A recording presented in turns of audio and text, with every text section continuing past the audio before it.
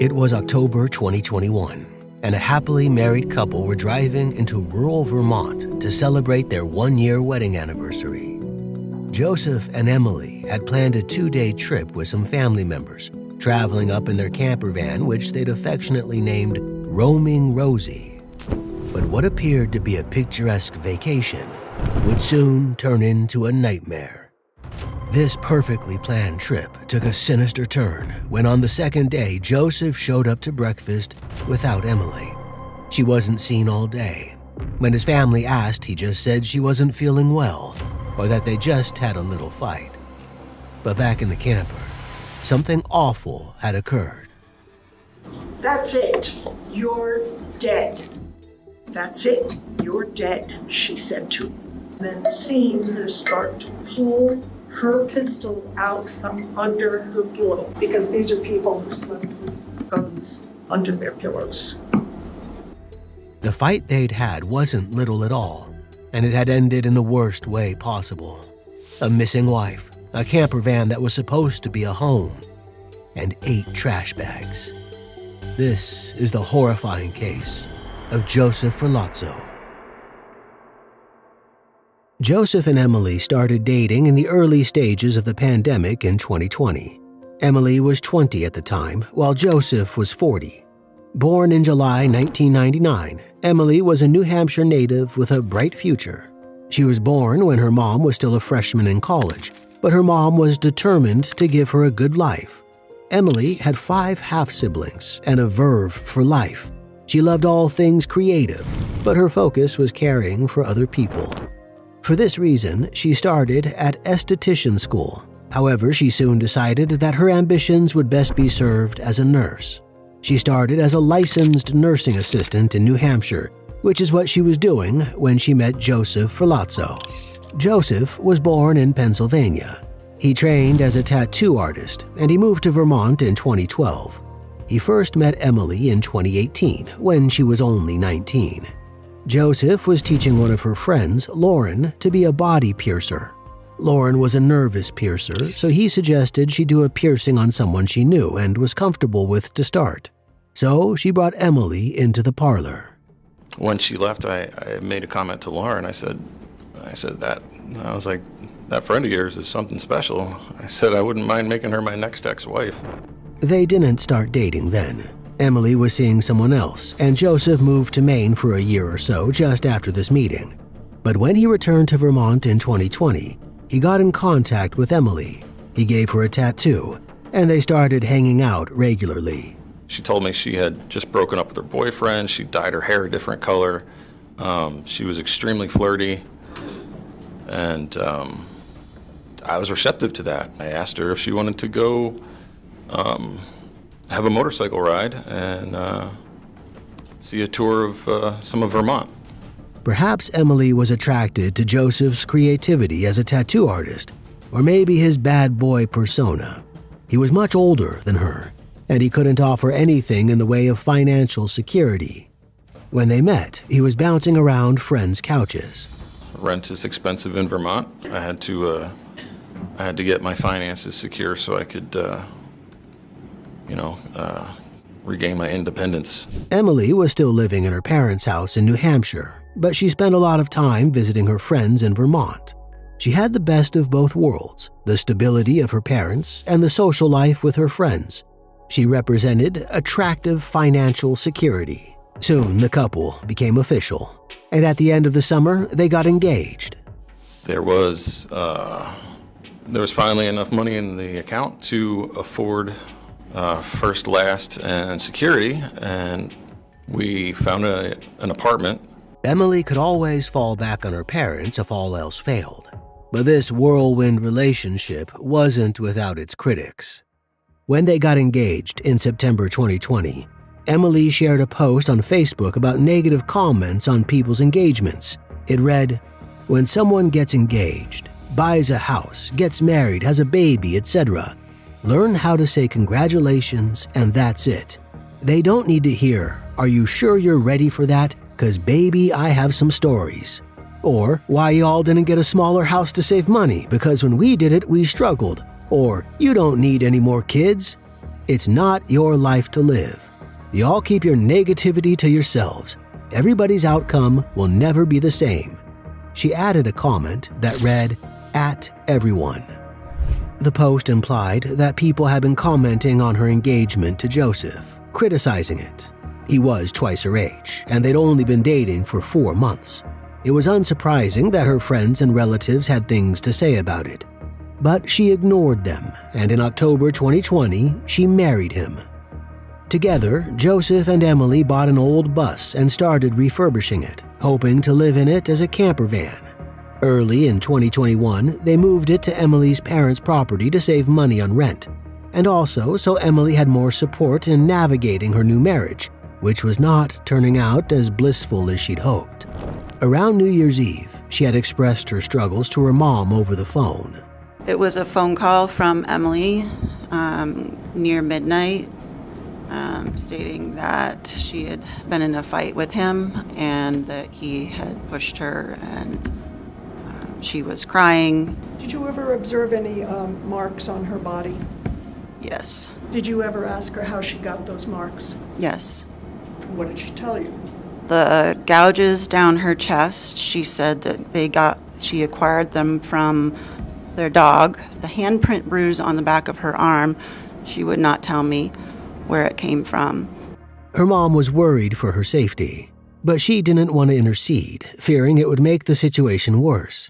Having the couple come to live on Emily's parents' property seemed like the safest solution. It would allow them to keep an eye on Joseph's behavior. But not when they went to Vermont. With a population of 1,301, Bolton, Vermont is known mainly as a ski resort. It's in the foothills of the Green Mountains, surrounded by forests and valleys. It's the ideal vacation spot for an outdoorsy couple. But this was to be far from an ideal vacation. Emily seemed nervous about going away with her husband. Did Emily seem excited to leave, to go on the trip? She was excited to see her sister-in-law, but it seemed to be taking longer to get the bus ready. So she seemed, I don't know how to describe it. She wasn't upset, but sort of just... It was understandable, given the problems they'd been having. Far from happy recent newlyweds, Joseph and Emily went on their anniversary trip as a couple close to the breaking point. Stressed about money, arguing constantly, and jealous over each other, as Joseph had been polyamorous until he married Emily and wanted to open their marriage again. Something was bound to go wrong. But Emily couldn't have imagined just how wrong. Joseph's sister, Nicole, and her boyfriend Ariel also came on the trip. They stayed in an Airbnb in Bolton to celebrate Ariel's birthday as well as Emily and Joseph's anniversary. Both couples arrived in Bolton on Friday, October 15th, planning to leave again on Sunday after a pleasant weekend spent rambling, hiking, eating, and enjoying the surroundings. It was the first time that Nicole had ever met Emily, even though Emily had been married to Nicole's brother for a year now. She was curious about her brother's wife and invited the couple to the Airbnb on that first Friday night. But late that evening, Joseph texted her to cancel. Maybe something was off, or maybe the couple were just tired after their journey from New Hampshire. It didn't matter, they'd all see each other again tomorrow. Instead of going inside and spending time with his sister, Mr. Ferlazzo and Emily argued. They argued because Mr. Ferlazzo had brought Emily on their 1-year anniversary to the very same condo complex that his ex-wife lived. They argued because Mr. Ferlazzo seemed to believe that he didn't have any obligations to be monogamous with his wife, be faithful to her, and she told him she was done. She told him she did not want to be with him, that she could not do it anymore, and that she wanted to leave. Joseph behaved perfectly normal on Saturday morning. He greets his sister on Saturday morning with a text and says, "I just made some coffee. I can bring you some." He takes a shower at her Airbnb. The converted bus had its own shower, but Nicole didn't question why he couldn't use it. She was just looking forward to a nice morning with her brother. They go to breakfast. When his sister asks where Emily is, he says she's sleeping. They have breakfast, he eats, he drinks a mimosa. They make plans to go to St. Albans, where another friend of his lives. He gives his sister a tattoo. They go out to dinner that night in St. Albans. To be honest, he seemed fine the whole weekend. I mean, obviously, like he did tell me, like that they fought at one point, and that she ran off. But during breakfast, he seemed fine. Every married couple has their tiffs. The way Joseph described this fight, it sounded dramatic, with possibly catastrophic implications for their marriage, but not violent.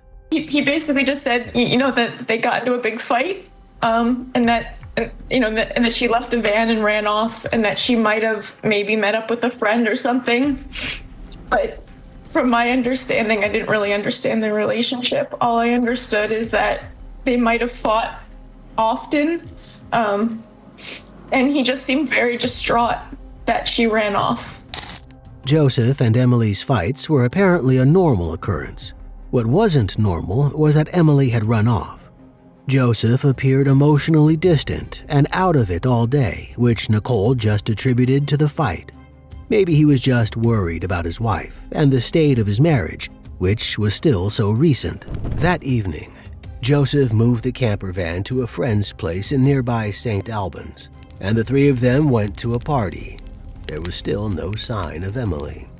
Also at this party was an off-duty police officer. Nothing about Joseph's demeanor struck her as out of the ordinary. Who was hanging out at the fire?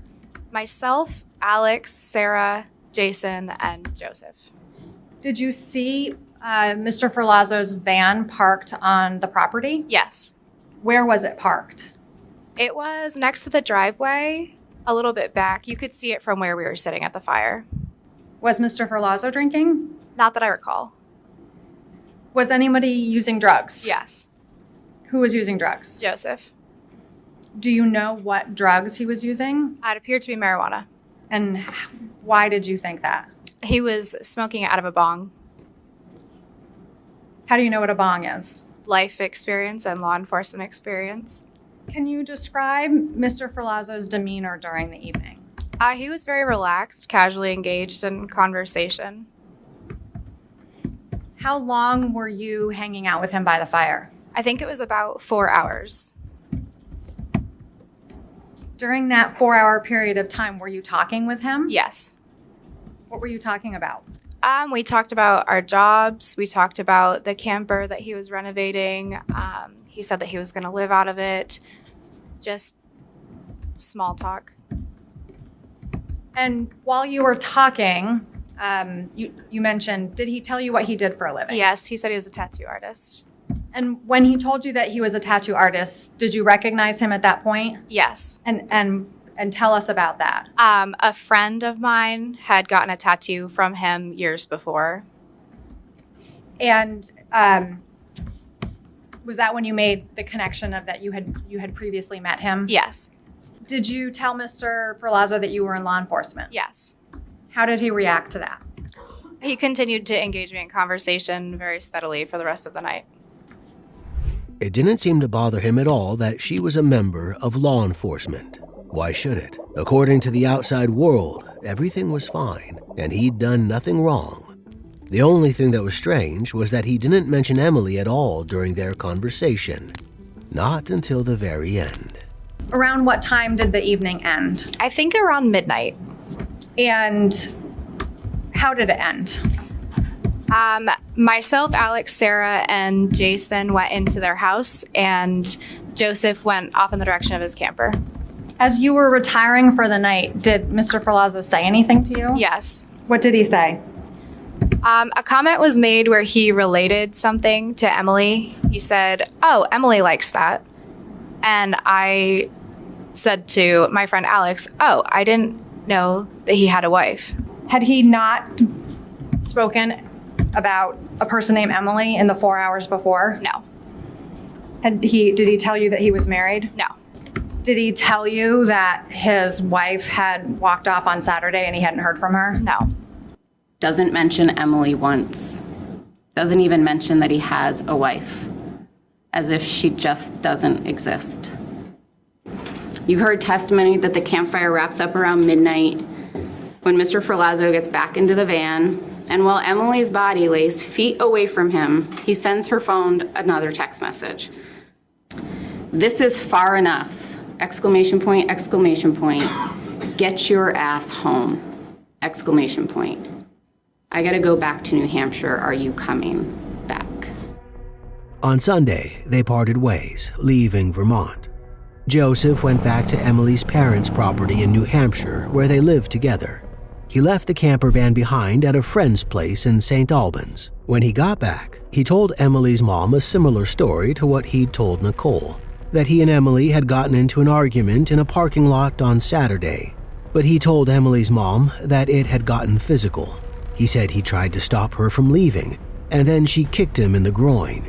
He'd left to go to the store, and Emily said she was getting an Uber back to New Hampshire. Emily's family told investigators, Joseph told them, that after that fight, Emily got out of their camper van and started walking on Route 2 in Bolton, Vermont. Joseph told family members he drove to a nearby convenience store, but when he came back along that road, his wife was gone. According to Joseph, this was the last time he'd seen her, and he'd been expecting to find her back at her parents' place already. But her parents weren't convinced. Did you ask him where Emily was? Yes. What explanation did he give you about why Emily wasn't with him? That they had an argument, and she got out of the bus on Route 2. He drove away to a gas station to let her cool off, and then he came back. She was gone. What did you observe about him when he arrived? He was shaking. I interpreted that as he was cold because he had just driven from Vermont on his motorcycle. Did he tell you why he wasn't in the van? No. Did he tell you where the van was? I asked him 2 different times, and he told me 2 different answers. One was New Haven, and the other is at a garage of somebody, I believe, named Kurt. Were either of those locations that he gave you his friend's house in St. Albans? No. What did he do while he was at your residence? He took a shower. He ate the dinner that David had made for us. Did Joseph tell you that he called the police? He did not. Okay. And did you call the police? My husband, David Bass, called the police with me. And did the Vermont State Police ultimately speak to Mr. Ferlazzo? Yes. And was he at your house when that occurred? Yes. The police then contacted Joseph as their first port of call, since he'd been the last person to see her alive.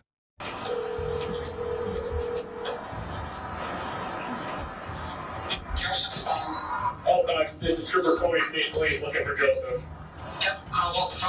Okay, thanks. Hey, Joseph, this is Trooper Cody, Vermont State Police. Hello. Hey, so, I just got off the phone with your father-in-law. And it sounds like there's some concern about maybe where Emily may be. Okay, well, it sounds like you, what do we know at this point, I guess? What can you tell me?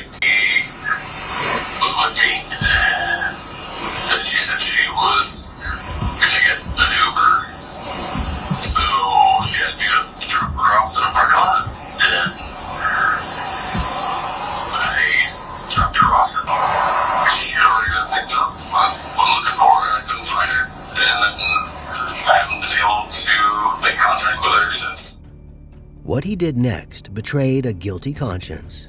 Emily hadn't just disappeared. He'd done something to her, and now he was trying to cover it up. That night, Joseph turned up at his friend Spencer's house. He wanted Spencer to drive him back to St. Albans to pick up the camper van. But when they got to St. Albans, they found the camper van already surrounded by police. Joseph knew what the police would find. When he saw them, he panicked and he told Spencer to drive away. What did you think when you saw those police vehicles. Alarm bells went off in my head, and then he said, just go to the end of the road. It was a dead-end road, and he said, turn around. And then I turned around, and he instructed me to drive past the police. Spencer was a good friend, but he wasn't about to let Joseph get away with murder. He demanded to know what was going on. I asked him, what's going on, man? You need to tell me what's going on if I'm going to be driving past a police officer. He responded to me with, there's a lot going on. I wish I could see my grandmother. And then I said, what is going on? He said, Emily is back in the van. I said, is Emily alive? He said, no. And I asked, did you hurt her? And he said, yes. Just then, Spencer realized a fact that would scare anybody. He had a murderer riding shotgun. Scared for his life, he told Joseph to get out of the car, and he phoned the police. Vermont 911, where is your emergency? Yes, my name is Spencer Lemons. I've got a guy that is going towards St. Albans. He said I did something really bad. I said, what did you do? And he said that his wife is inside that box. And I said, is she alive? And he goes, no. Inside it, they found 8 garbage bags. Those garbage bags contained human remains. They also found a Glock handgun underneath the pillows on the bed, and ammunition and a silencer stored in a basket nearby. In a butcher's block in the kitchen, there was a blood-stained knife. There was blood on the mattress and on the wood underneath it where it had been laying, suggesting someone had turned it over to hide the stain. Similar bloody stains were found in the camper van shower, alongside a bottle of bleach and other cleaning materials. All this was the horrifying evidence that proved a murder had taken place in the converted bus, and that the killer had tried to cover it up. 14 hours later, at around 2 p.m. on October 19th, an officer spotted Joseph at a gas station where she just happened to be buying lunch. He was getting a drink out of the cooler and sort of stepping back from the cooler at that time. Did you recognize the male? When he closed the door to the cooler and he turned around and we made eye contact, I was like, wait, I know this person. In that moment, I couldn't figure out where or why. My brain was still trying to catch up with me. But I knew I recognized him. Okay. And did you ultimately determine how you recognized him? Yeah, so he walked to the right and then turned to walk up to one of the aisles towards the front of the store, and he turned and looked at me again. And we locked eyes again, and at that point, I recognized that it was Joseph Ferlazzo. Okay. And how did you recognize him? What have you seen? So I had spent, like I said, a lot of that morning sort of scouring through social media. I had seen dozens of pictures of Mr. Ferlazzo as well as Emily. And then also our public information officer for the state police was at the barracks that morning. He was preparing a press release that he was getting ready to put out with photos, which included Mr. Ferlazzo. And he had asked me to proofread that for him just before I went to the store. So it was like another look at Mr. Ferlazzo's face right before I left. Okay. And where did that mail go? Up to the front of the store to the cash register area. What was the next thing you did with that information? I told Brandon that's Joseph Ferlazzo. He's heading out of the store. I'm going to follow him. Did you approach him outside? I followed behind him. He was walking along the front of the store. Okay. And what did you do? What was your interaction? I said, Joseph. Okay. And the male kept walking, no acknowledgement. So then I said something to the effect of, hey, state police, can you stop for a second? I just need to talk to you. Okay. And did the male stop? He did. Okay. And what did you do? Once the individual stopped, did they stop and actually turn around to face you and interact with you? He did turn around and then took a very long, almost exaggerated drink of his energy drink, just looking at me, sort of the proverbial deer in the headlight look. It seemed to me, based on my training and experience, it was almost as if he were trying to figure out, fight, flight, freeze, what do I do? Okay. And what did you say to him? I said, Joseph, it's you, right? Are you okay? Okay. And what did he do in reply? He took his drink down and his body language sort of deflated. And he said, no, I'm not okay. How did you respond to that? I said, well, there's a lot of people looking for you and looking for Emily, and we're just trying to figure out where Emily is and what's going on. Her family's very worried about her. And what was his response? Let's go. He said, let's go. Okay. She took him into custody. They sat him down for an interview immediately. He seemed to be very cooperative, and this wasn't just spur of the moment. He'd been on the run for 14 hours. He'd had time to plan out what he might say if caught. You're already talked to Spencer. I fucked up. Plain and simple. And it's something that I can't undo. He admitted what he'd done without fanfare. Like, as soon as I, put the vehicle in park, my wife went completely berserk, completely psychotic. And I shot her. He painted a picture of a romantic weekend that had gone horribly wrong, thanks to the ingratitude of his wife. He suggested he hadn't known what he was doing when he picked up the gun.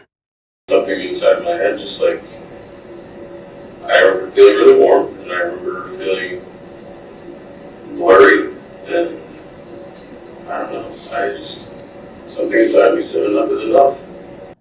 Something inside of him said, enough is enough. But instead of walking away from Emily, going into his sister's Airbnb, out of the van, instead he executes his plan. He got up from the couch, he went to the closet, he grabbed this Glock 19 with this silencer. He walked over to the bed. Emily's head was resting on this pillow. He picked up this throw pillow from the couch. He jumped onto the bed. He put this throw pillow over her face, and he shot her once and twice, directly into the left side of her head, killing her. Both of those bullets exited her skull on the right side of her head and came to rest inside the very pillow that her head was laying on. The evidence presented in this trial shows that Emily posed no threat to Mr. Ferlazzo. And in fact, his story that she had a gun was directly contradicted by the fact that both of the pistols were his. Emily did not have a gun. His story that he remembers Emily's body falling after he killed her is directly contradicted by the physical and forensic evidence. Dr. Shapiro told you that her head was resting on something when she was killed. And immediately after killing her, rather than calling 911, any police agency, his ex-wife, or his sister, who was just yards away from him, Mr. Ferlazzo instead shuts off Emily's phone because, in his words, quote, he wasn't going to use it and she wasn't going to use it. After he shut off her phone, Mr. Ferlazzo used his 6-foot, 200-pound body to carry her 5'1", 130-pound body into the shower. He bagged up this bloody pillow, bagged up this red throw pillow. He bagged up this bloody pillowcase, this bloody sheet. He then put her shoes, her glasses, her wallet, and her phone in a plastic grocery bag, but was careful to keep her ID. He put new sheets, a new blanket, and new pillows on the bed. Then he gets back in the very bed he just killed his wife in. And just a few hours later at 7:48 a.m., while his wife's body is in his shower, he texts his sister, "I can't sleep. Any interest in going for breakfast?" And even makes a recommendation on where to go. "Maxie's has really good breakfast, exclamation point. I just French pressed some coffee. Have you had coffee yet?" And off they go to Maxie's, where Mr. Ferlazzo has eggs and a mimosa. Then he drives his van from Bolton to St. Albans, parks the van on the property of his best friend. And rather than telling them that Emily's in the van, that he killed her, that he had to kill her, he tells them she took off. And then he sets up shop and starts to give his sister a tattoo. But not before sending Emily's phone a text message. "Whatever, exclamation point and angry face. I'm gonna spend time with Nikki while I can, exclamation point. Call me." And 3 hours later, he finishes his sister's tattoo. And an hour after that, he goes out to eat again, this time at Twig's, a gastropub in St. Albans.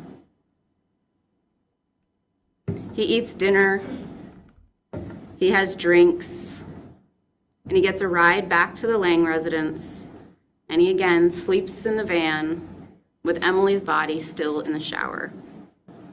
And the next day, he goes out to Burlington with his sister, he gets coffee, and again, he goes out to eat.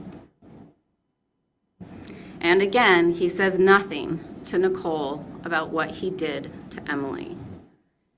And after gallivanting around downtown, he heads back to St. Albans, and on his way, he stops at Hannaford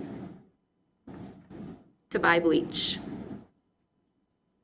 Because despite him continuing with his life as if nothing has happened, he does have a mess to clean up. And amongst all of these activities, he decides that he needs to make her body easier to carry, easier to move, and easier to discard. Mr. Ferlazzo uses this serrated saw and her arms, her legs, her feet, and her head.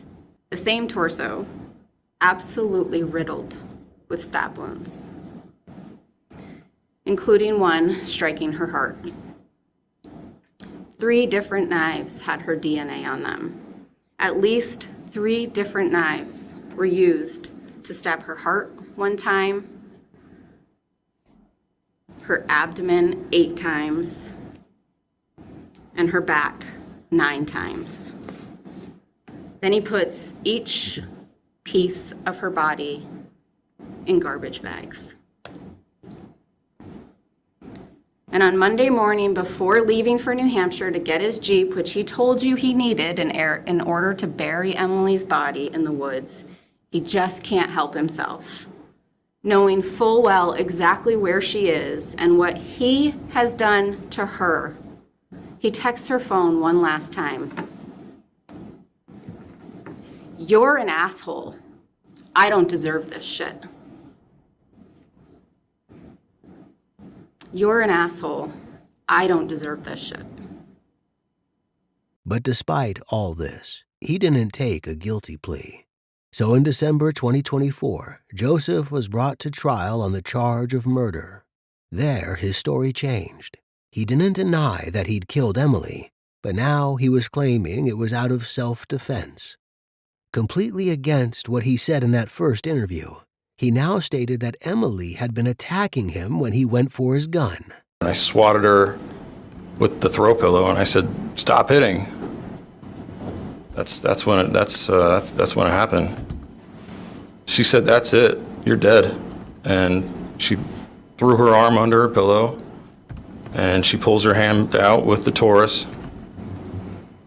And How were you feeling? I was feeling horrified. Just Were like, you afraid? I was terrified. Like there was as soon as I saw that, I just felt like this wave of heat, just like red hot. I was holding my Glock, and she started just coming up at me, and I just fired. She was gonna shoot me. He claimed that Emily had attacked him whenever she got jealous about his friends, citing his non-monogamous past. It was her idea to be monogamous because she did say to me, I don't want to share you and I don't want you to share me, which I said, that's only going to last so long until you find someone that you're interested in. And then I will find someone that I'm interested in. And then we'll just have, whether it's group interactions or if it's separate interactions. Putting aside this tension that may or may not have existed about the sexuality of your and Emily's relationship, Right.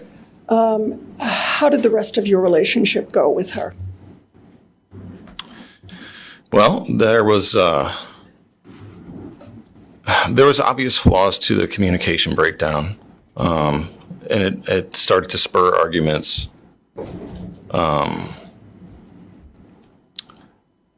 I left my device open for her to see who I was talking to. Your phone? My phone. Yes. And it led to, it led to violence. And explain what you mean by physical abuse started coming into our relationship, where she would go through my phone and then respond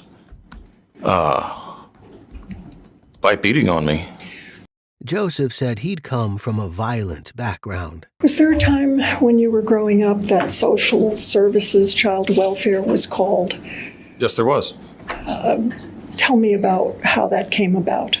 Physical discipline from my mother. I believe that they were hanger marks. Hanger? Yeah, from being hit with a hanger. A close hanger. Okay. So you were hit as a child? Yes. His mother, he said, had beat him frequently. This, according to him, had led him into a series of toxic relationships as an adult. So you just testified that it was normal to lash out physically when a person gets frustrated? Or it might not be normal for everyone, but most of my relationships, the women in my life, have been aggressive and I guess I could say physically abusive. Emily was part of this trend. The violence, he said, was impacting their future together. She wasn't a gentle person. I wouldn't describe her as gentle. She came in and she said, I can't believe that this bitch, and threw everything in the tattoo room around. And, she told me she was going to have my license revoked and ruin my business and tell all her friends to not get tattooed by me. And how did this incident end? I told her the same thing as I told her before, like, you got to stop hitting me. There's another way to work through this. And at this point, it had been multiple times, and that's when I suggested us getting a couples therapist. So. And you did? Yeah, we got a couples therapist. Her name was Dr. Webster. Emily had triggers, and I didn't want to trigger her to make her respond with violence. So I thought working with a therapist would be a good way that I would be able to understand her more. Like I said, we were talking a lot about introducing a child, and I thought if you're going to hit me, you're going to hit the child. I'd seen her kick my dog on occasion, and I was like, I was in love with her, and I wanted to move forward with our relationship and have a baby, and I was scared for the baby. So the therapist was the natural choice.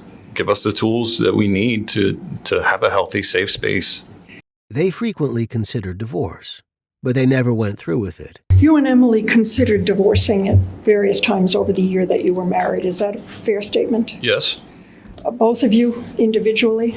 Yes. You saw an attorney about getting a divorce? I never saw an attorney. Oh, okay. But you thought about it? Yeah, so, I had gone and gotten papers from the courthouse multiple times. You did? Yes. And do you know if Emily ever considered divorce? Sometimes I would be pushing for it. Sometimes she would be pushing for it. We always would reconcile. Okay. Why did you consider divorce? Well, I wanted her to be more responsible with her financial obligations. I wanted her to pay for her own vehicle, her own insurance, her own cell phone plan, her own credit cards. I said I was fine paying for the food, but she had to step up and pay her bills that she came into the relationship with. He said he never responded with violence when she attacked him, not until that fateful anniversary trip. So they both had access to their guns that night. He comes back in from walking the dog. She's on the bed, scrolling through her phone, muttering. And he pours himself a drink, one of many that he had that night, many. Vodka and Red Bull. And at some point decides, okay, now I'm going to get into bed. In order to do that, he has to climb across Emily.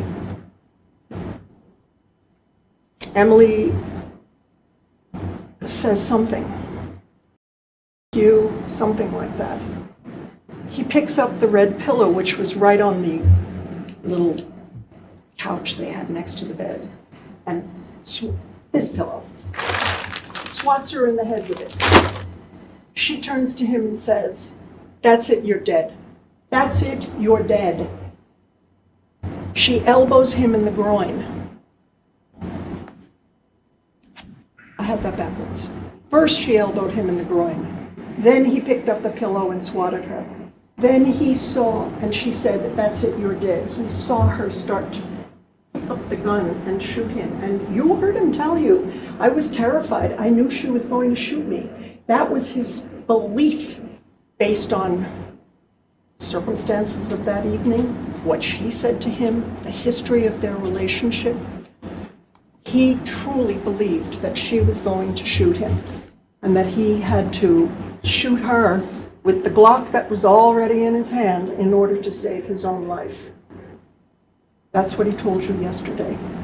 It's not what he told the police, but that's what he now remembers happening. He shot her because she disrespected him. That this case and this crime is about ego. Mr. Ferlazzo's ego. And Mr. Ferlazzo's nearly 42-year-old ego being unable to accept his 22-year-old wife disrespecting him. That ego believed it was his right to cheat on Emily, to have relationships with other women, whether she liked it or not. That same ego believed it was his right to follow Emily one day when she wore her hair a different way and he didn't think she was being truthful to him. That ego was so inflated that even after shooting his wife in the head 2 times, stabbing and her body, bagging her up and discarding her like trash, he didn't tell his sister because he didn't want to make a bad impression with her boyfriend. So inflated that he didn't tell his sister because he'd promised not to, quote, dump his drama on her. He considered killing his wife drama. An ego so inflated that after killing her, taking her life because he didn't like the things she was saying to him, because she didn't want to be with him anymore, he calls her an asshole. He tells her that he doesn't deserve this. The state submits that it is Emily, and only Emily, that did not deserve this. All of the credible evidence presented by the state during this trial, the witness statements, the physical evidence, The forensic evidence was checked and verified beyond a reasonable doubt.